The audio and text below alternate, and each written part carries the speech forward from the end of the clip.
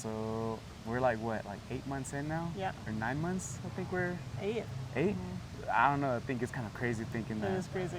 We're about to be finished, so I don't know, I kind of just want to track it back a little bit and just see kind of how you got to this point, or why you chose Mexico, and try to help other people who are trying to apply for the program too.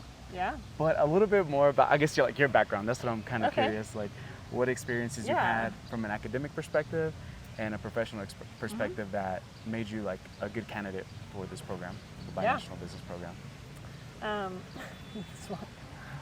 I think I've been interested in international relations and business generally for a long time, and I'm learning Spanish since I was a little girl at an immersion program growing up. And so when it came time to going back to high school to picking colleges and stuff, because I wanted to do economics, international relations, something like that. And I found out about this program at Penn called Huntsman, which is International Studies and Business. And I was like, okay, this is the perfect one for me. I can learn about these interests. You focus on a language, so I picked Spanish. And that was my dream program for the end of high school. And that is actually, so I was thinking back to how did I first hear about Fulbright? What's my Fulbright story? And I went to an admitted students thing for that spring of senior year. And there was somebody at this dinner who was a senior who was going to do a Fulbright the next year. I forget where, I think Jordan. And she was saying a lot of people have their jobs lined up for post-grad, starting junior year, basically. They get an internship, and then they do that internship, and then that's their job for post-grad. So she was my path's a little bit different. I'm not as financy as other people in Huntsman. And I was okay, this girl's super cool, maybe Fulbright or something like it, something that I'll do post-grad. So that was maybe one of the first seeds of it. And then so I'm doing this program, it's super cool. Business school is harder than I thought it would be, I think. Tough classes, really smart peers. And so I was loving more so the liberal arts side of my education, and then the business school side was okay, this is gonna get me where I want to go. And I'm learning a lot here. I'm learning a lot of hands-on stuff about accounting and that kind of thing. But it was definitely my Spanish classes, my urban studies classes in the college came super naturally to me. So freshman summer, I knew I wanted to spend in another country. That's what a lot of people did in my program. And those people do language study, and so I think I'd applied for some language study, and I was thinking about going to Cuba, which would have been awesome. Yeah, that would have been pretty cool. But I ended up getting this research grant from Wharton to go wherever I wanted and work as a research assistant at a business school abroad for the summer. So I got the grant, and I remember just Googling business schools in Latin America. I was just I think I want to go somewhere in Latin America. I thought I was going to go to Spain for my semester abroad that I had to do, so I was Latin America for the summer. And I had a list, and then I just cold emailed a bunch of professors and said, hi, I'm from Wharton, can I come work for you for the summer? And the one where I ended up was the EGADE Business School, which is part of Tec. And I think it's one of the best, if not the best, in Latin America.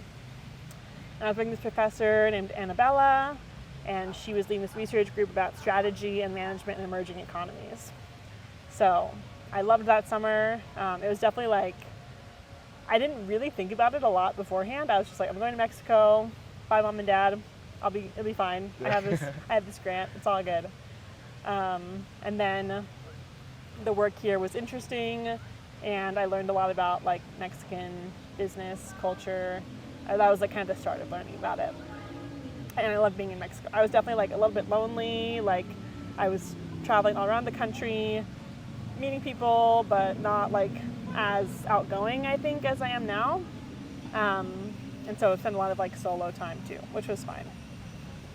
And so that summer is what made me decide to do my semester rather than in Spain, in Buenos Aires the next year in Argentina. because I was like, this is just really interesting, like great food, nice people. And I think I was just like, I should go to another big city in Latin America. Like that was like kind of the extent of it. So I settled in Buenos Aires. And then I think while I was in Buenos Aires, one of the seniors, I was a sophomore then. This is I don't know if you want this much detail. I do Okay, because I feel like, just I mean, checking. apart from helping students out, it's more so just Like getting your story. story too. Yeah, Okay. you know, because I'm curious about Yeah. that. Yeah. Okay. Yeah. Just checking. Because I'm like, I'm only age 20 in this story, and I'm 25 now. I'm in it though, so it's like. So I went to Buenos Aires. It was the like timing of that semester wasn't as ideal as the Spain timing because it was like March to July, and so I was quote unquote giving up an internship chance for that summer to do like a finance internship or something. But I was like, no, like I had this thing where I was like, I'm different than the other like finance people. I'm going to Argentina, and so I did like a research assistantship before the semester. And then I went like somewhere else after too.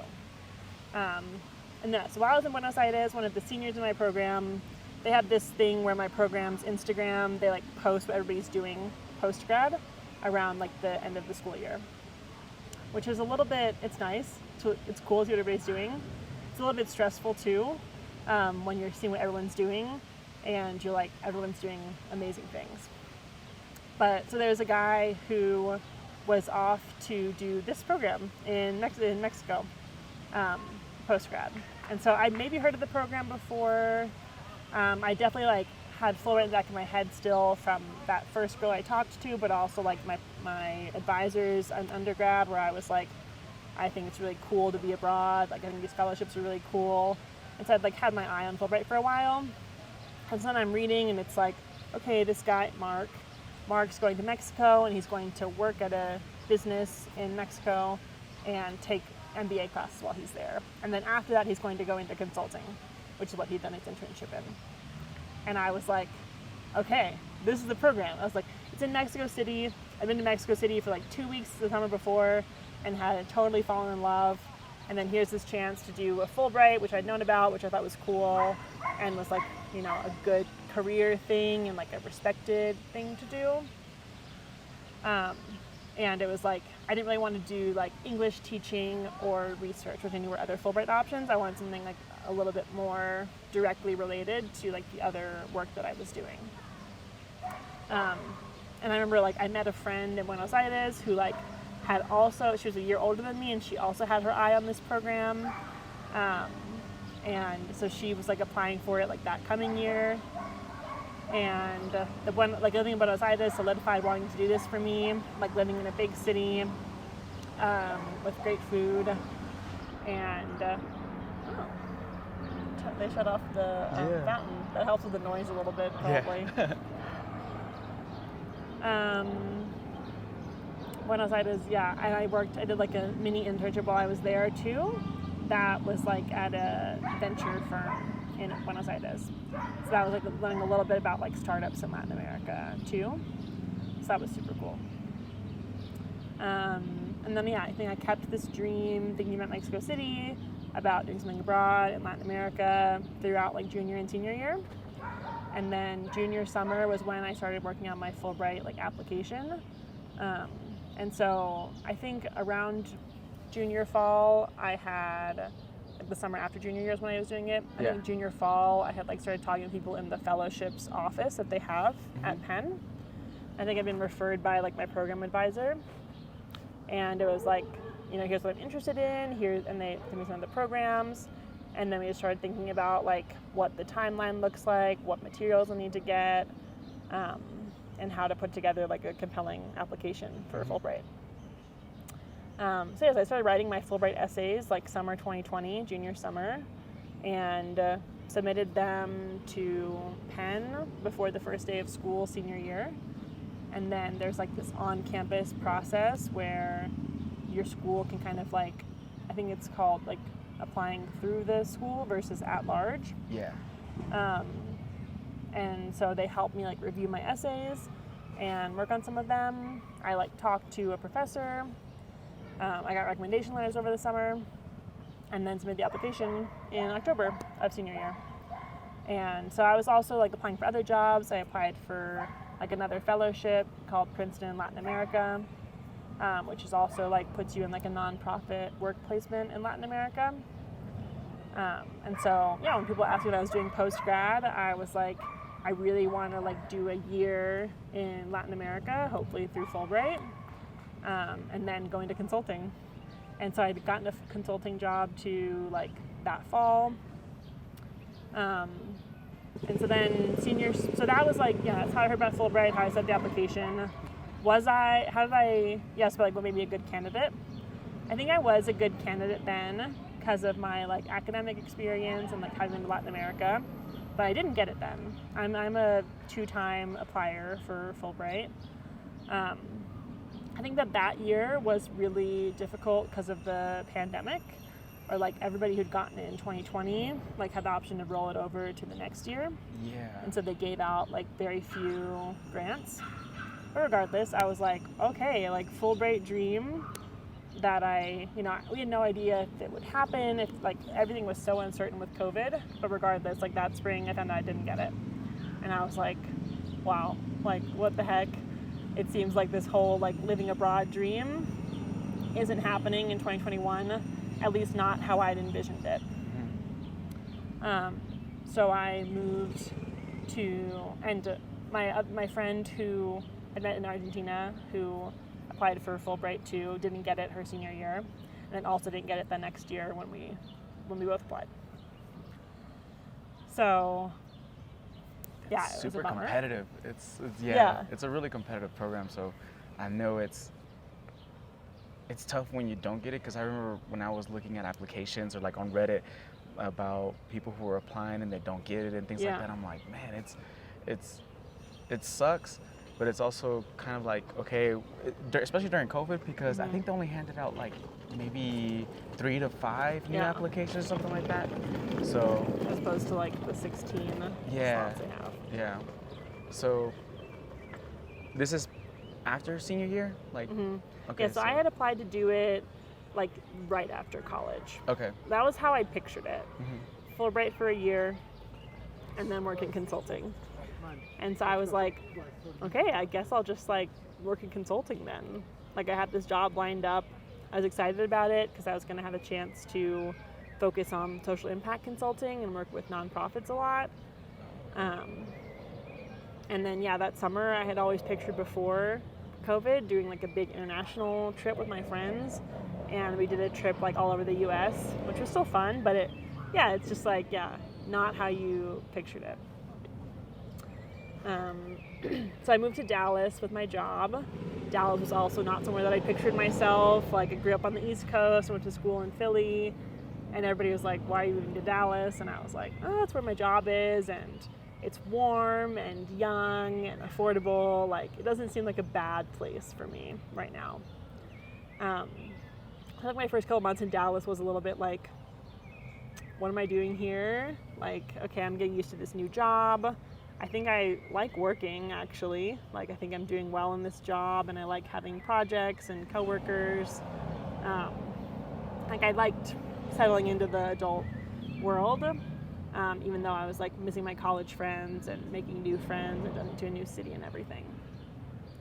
So then, fast forward to, like, March of that first year out of school, my friend, who, from when I was brought in Argentina, applies for the Fulbright for the 3rd time and gets it. So I was like, oh my God, like it finally worked out for her. She's gonna go live her dream in Mexico City, like the dream we talked about in 2019 in Argentina. And so it's now 2022. And then I had another friend who I knew from undergrad also got it, who was doing it right after school, who was also from Penn and had done like international studies in business. And I was like, I think I'd maybe been thinking a little bit about applying for it again, but that really solidified, like, I'm doing it again. Like, I still really want to do it, and I'm a better applicant now than I was before, because now I have some work experience, and I still really want to do it. And so, like, okay, let's go for it again. So then that summer was like, I reached out to my friend and I was like, how did you think about reapplying? How did you tweak your essays? And she gave me some really good advice, and I spent a lot of time like writing my essays, rewriting them, getting a ton of feedback from a bunch of different people on them, and just making them like super tight as far as like what's my story, what's important for them to know, what I really want out of this. Got a lot of really nice help from my friends, a lot of good edits, like rather than saying like I would like to do blah blah blah in Mexico, saying like I will take this class, I will join this club, I will work here, like being super specific and like firm about what I wanted to do. I swapped out some recommendation letters. Like I got one from a boss of mine at work to show like, hey, I'm really liking this job. Like I think I'm good at this job, and I think I'd be good in any work placement that you put me in Mexico. I'd be like ready to contribute and excited for that. So working on that, like it was definitely hard, and it was like, this isn't a sure thing, and it's like, how much time do I put into this really? And then, working, applied through Penn again, and then submitted it in October, and then tried to forget about it until like March, April time when you like hear back. Yeah. And so, and then in that time I'm starting to think like, okay, I'm coming up on 2 years in Dallas. Like, do I want to stay here? Do I want to look at other jobs? I'm still liking consulting in Dallas, and like going to Mexico, doing Fulbright is still like my first choice thing to do after this. And then, one day in April, I just like get this email to find out that I got it. And it was like just one of those moments where it feels like everything's coming together, everything's like paying off. Like worked so hard for this moment, and now I get to look forward to being in Mexico for the next 4 months, and then I get to be there for 10 months or longer if I want. So, like that's my story with it. I feel like it worked out for me the second time because there were more spots, like you said. Yeah. And then I still had this interest in Mexico and Latin America, and I had this work experience, and it was all just kind of like tying together to like, this is a good point in my career to do this with a little bit more experience, and that I would enjoy like every minute of it. So now talking about like here living in Mexico, like what have been some challenges, or how have you changed since you've been here? So I get the Fulbright, and it's like everything's so happy, like amazing, and then it comes time to like really come here, really. Oh, hello. Wants to throw the ball? Yeah. I'll throw it for you. Oh. No.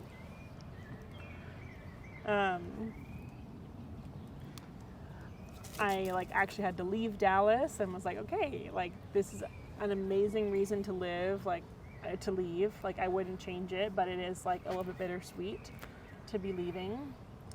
And then we were pretty late in finding out our work placements, and so that was like kind of stressful, I feel like, but it definitely worked out. And then getting here is crazy to get here, especially for me. And I talked to my friend too about this, who'd done it. Like, it's really strange to like want something for so long and then finally get it. Yeah.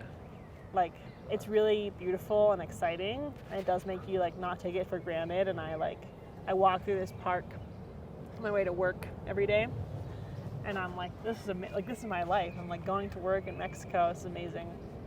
But it's also like, if little things go wrong, if little things are like tough to adjust to, you're like, whoa, like what am I doing? Like looking for a place to live, I think is hard for a lot of people. You're trying to find someone that like checks a lot of boxes, and then you're trying to live at this new place. And I'm like, okay, this is an amazing neighborhood. I love it. But is it as big as my Dallas apartment? No. Do I have my own bathroom anymore? No. Do I have a washer and dryer in unit? No. So there were definitely like some creature comforts that I gave up to be here. But I feel like I found mostly that I like don't miss those things, or if I did miss them, it wasn't for very long. Like sometimes I wish I could just get in my car, play my playlist, and like drive somewhere. But I can just like play my playlist on a walk or like on the subway. and that's also like pleasant and just like a cool city experience to like see the world go by. Or like, yeah, the laundry I definitely do still miss. Yeah. But I've been taking my stuff to like well, sometimes I take it to someone who washes and dries it, Yeah. but sometimes like the auto lavanderia, Uh-huh. like go there and then I'll just stay there, like wash it, dry it. Yeah. I'm like, this is so much better because we have a washer, but we don't have a dryer. Yeah, we so don't have usually a we're just dryer. like, yeah, un just put it tendedero. on the roof. Yeah, yeah. And it works okay if it's like a sunny day. Yeah. My clothes have gotten rained on before, and it just takes much more time than like a regular washer dryer. Yeah. If you just could put it in there and then walk away, like it takes a lot longer to. We have like the washer, and then there's like a spinny thing. Mm-hmm. So you have to like put it through that, and then you have to hang it all up, and it's just like it takes a long time. I feel like. Yeah, because we don't even have hot water in ours. It's just cold water, like with the washer. So. I guess it's cold. Yeah, yeah, yeah. It hadn't really occurred to me. Okay, so actually, kind of going back to like Yeah. the application process, because so when you were doing it on your own, like filling out the application and such, but you were still going through Penn, like the Yeah. University of Pennsylvania, and there, like, were the professors willing to work with you again, or like well, the advisors? I'm not sure. Yeah, Penn has this office called CURF, Center for Undergraduate Research and Fellowships. Mm-hmm. And so I think I was on one of their listservs, like since I first got interested in Fulbright. And they have like a Canvas site that you can join when you say you want to apply for Fulbright. And they have like different sites for different fellowships. Yeah. And so that has like a Zoom recording of like, I was on a panel like last week for Penn talking about Fulbright. Oh, cool. And so it has like a Zoom recording of students talking about their experiences. It has like resources for the application. Oh, and it has essays of people who have gotten it before. I think they're anonymized. Yeah. But so I had like my essays are there now, I think. Or like I gave them permission. Yeah. So like reading other people's essays was also a helpful resource. And yeah, and they just like send reminders like over the summer, like this is the date. If you want to get your application in like through Penn, you need to apply by like August 31st or something. And yeah, it helps you like set it all up. I think that in 2022, I might have had like an accountability buddy, which was just like a student I got matched with to like check in on like how the essays were going and stuff, and like maybe help out with feedback. Oh, that's nice. So yeah, it's definitely nice. Like, I think that most universities have an office like that does that kind of programming. Mm-hmm. And so it's definitely a good resource to just add like a little bit more structure to this process that can be like more unstructured. Yeah, most definitely. Did you also reach out? Well, I'm sure you reached out to other candidates too, like from the Binational Business Program. Yeah. Well, apart from your roommate, because she got it right. So I guess you had. Yeah, I had my friend from when I was in Argentina, and I think she was the only one who I talked to actually. The first time I talked to the guy from Huntsman who done it too. I can't remember if I talked to anybody else, actually.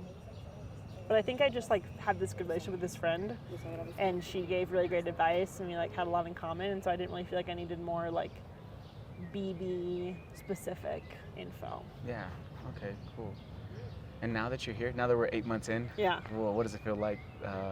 Now it's like coming to an end. Yeah, no, it feels crazy. I feel like every month has felt different, and I think that I thought that it would at some point stop feeling so different. Like, of course, at first I was like, okay, this is crazy. I'm trying to figure out where to live, how to commute, how to do my laundry, that kind of thing. But no, like it still feels like things are changing all of the time. But I mean, it definitely is like a dream. You're so sweet. Like a dream come true. Yeah. Of living here. Like I can't believe that I live in such a beautiful place. I've had a lot of people come and visit, which like brings a lot of joy to like show them around the neighborhood, tell them Mexico's history, Mexico City's history. And the work has been like super rewarding and fulfilling. I really loved working in consulting and learned so much coming here before I worked. And I can't remember really what I thought about the work experience coming in, but I was definitely a little bit like burnt out from my work before. And so I was like, I'm looking forward to having a job that doesn't like take up as much of my time or like make me work or where I have to work. So how has it been like working at Endeavor? Oh, what position are you in? Like a researcher or? Yeah, so Endeavor has like 40 offices around the world. They don't all have this team, but my team is a business intelligence team. And so it's like, like a think tank, research, consulting team. So we write different reports and then also have all of this like internal proprietary data for Endeavor. And so there's often like some data requests that people have, and then also just trying to like create research that's like interesting to the entrepreneurship ecosystem here. It's been awesome. I knew about Endeavor before. It's actually where like other people, like it's been a BB placement for years. It's where like, the guy I knew who first did this program, it's where he worked. And so I always been interested in like entrepreneurship, social impact. And so it was a good fit for sure. And then I just, another girl I knew who did this program last year had like recommended it. And so I was like, great, Endeavor would be awesome. And I think I thought coming from consulting, I was like, oh, they just want me to like write emails, make slides, spreadsheets. Like I was like, piece of cake. Like I've done that before, which is true. Like I do know how to do those things already. But applying it in the context of like a startup-y organization in Mexico was like totally different. Working in Spanish has been totally different. And I think I've learned a lot more like soft skills working here, like stakeholder management and like working with different people. I've never worked in like a Slack organization before. And so having like different channels for different things is like, I would sit there at my computer for like 10 minutes and be like, okay, should I like DM this person? Should I email them? Should I put it in the Slack channel and tag them? Like, I couldn't figure out like the rules and the etiquette for like how to message people here. So like figuring that out, like knowing which questions to ask, who to ask questions to, I think is really useful for like being effective in your job. And like learning, just who different people are in an organization, what they care about, what they're trying to accomplish, and how you all can work together is super valuable. And so I've really enjoyed the work, and I've gotten way better at writing emails in Spanish, knowing how to address someone, how to add the right like pleasantries and like strike the right tone in an email. Like it's a lot harder than it sounds, I think. And then knowing how to work with people inside of Endeavor and then outside of Endeavor, how to keep projects moving, has been super, rewarding, I think, working here. So do you think now that you've worked in the same kind of like social impact consulting area, do you want to solidify and go with that like post Fulbright, or do you want to switch careers, or I'm not sure, kind of, or at least for me, I'm thinking of switching to a different area than what I'm doing right now. So I don't know how other people feel like with their position, like if it's helping them like direct them to a certain career or change paths. I mean, I think it's been great for like gaining all those skills that I mentioned, and then also learning more about like startups and VC in Latin America, and like dipping my toes into that in like a super, safe way of like I can learn about what it's like what these companies are doing without actually like taking a full plunge and working there. What I'm gonna do after, I still haven't like decided completely, but it is really nice that you could use this you could love your placement and stay there, or you could pivot into something else that's related to it or not, or for me, I could go back into consulting like I was before. And so there's definitely like not a bad option for me. It's more just going to be like over the next couple of months, like where I land as far as like what I'm looking for in that particular moment. So there's definitely still more that I could do at Endeavor now, and there's more like learnings and skills that I could squeeze out of consulting too. But there's also like intriguing things here. So I am in like a like an exploration phase now. Cool, nice. Well, and this part of the program, we also have like the MBA courses. How do you feel with like attending ITAMs? Yeah. I'm not sure. Did you do any online courses? I mean, just online or? Yeah, mine were in all person? Okay. online, and I definitely liked, like, for the program saying like, oh yeah, we work here, we take classes at ITAM, like it's a nice like balance thing.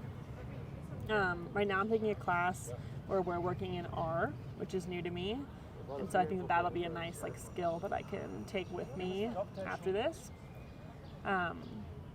But I don't think that ITAM's been like the most important part of my grant. Like it's probably been more like my work and then just like my social life and enjoying the city. But I did do, like while I was in my class this fall, which was organizational behavior, I did like a consulting project at the end of it with an organization called Girl Up, which is like a girls leadership organization, which I had been involved with since like freshman year of high school. And so I'd like had a club and I was on this like teen advisory board in high school.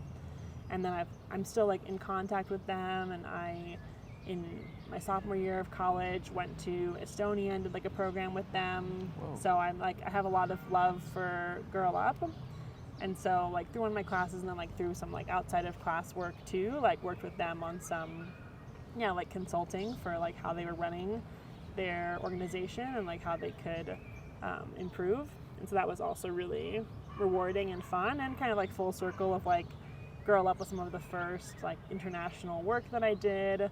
It's how I heard about Huntsman. So yeah. Yeah, nice. Well, so social life, how has it been like living here? Social life's been amazing. Yeah? I have two friends, like they're pretty good friends, who I just like met in public randomly. Oh, okay. One of them I was just like at a bar with my brother, and she just started talking, not like it was like a really chill bar where she was like at a table like next to us, and she just like started talking to us when her date like went to the bathroom. And then like another friend I just started talking to when we were like in line at a restaurant one day, and we were both waiting for other people to come. I was just like, is this the line? And she was like, yes, and then we just started talking. Yeah.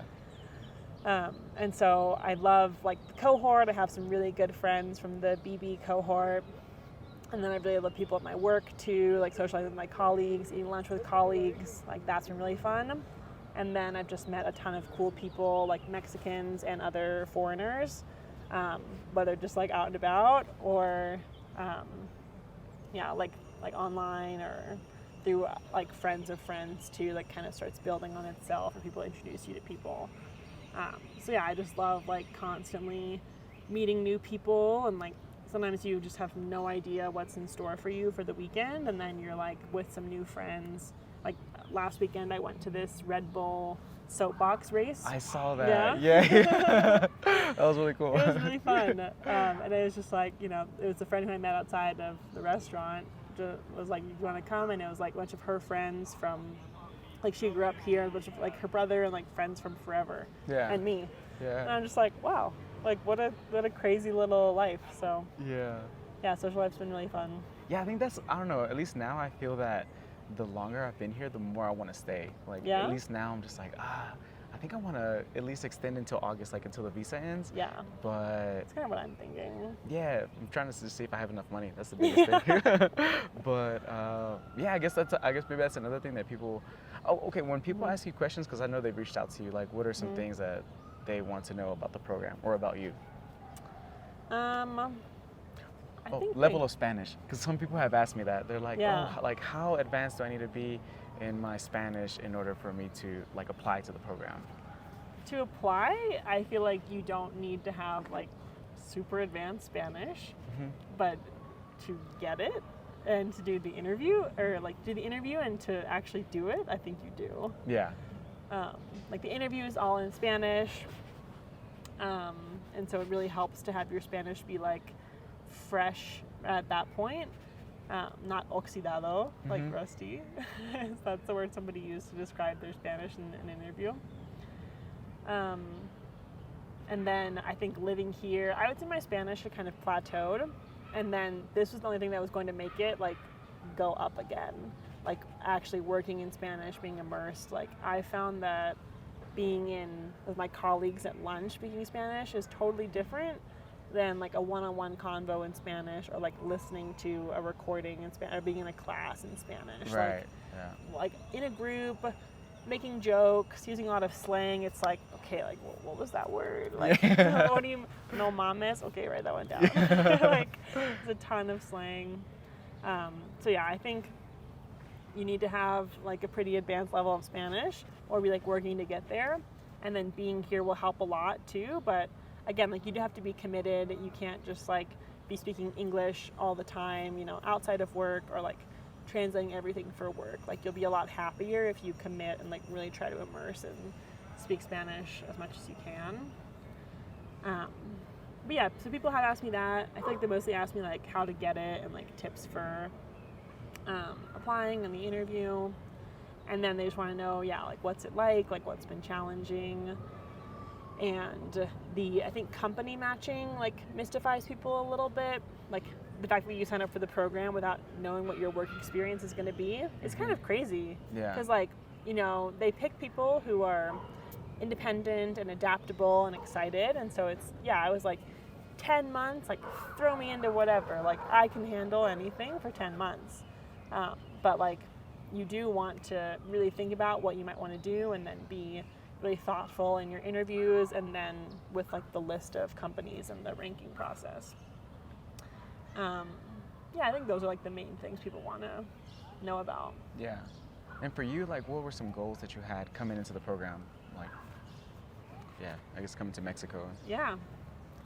I think one was just like really succeed at work, like whether that meant like for myself or like for, you know, my projects at work, like really feel like I was contributing and not just doing like intern work, like that I was continuing to like level up my skills, and yeah, just like be the person who I like want to be, like be that person who is adaptable and open and like is talking to her coworkers and isn't afraid of like messing up a little bit, isn't afraid of like being wrong, just as long as we're like working toward the right answer eventually.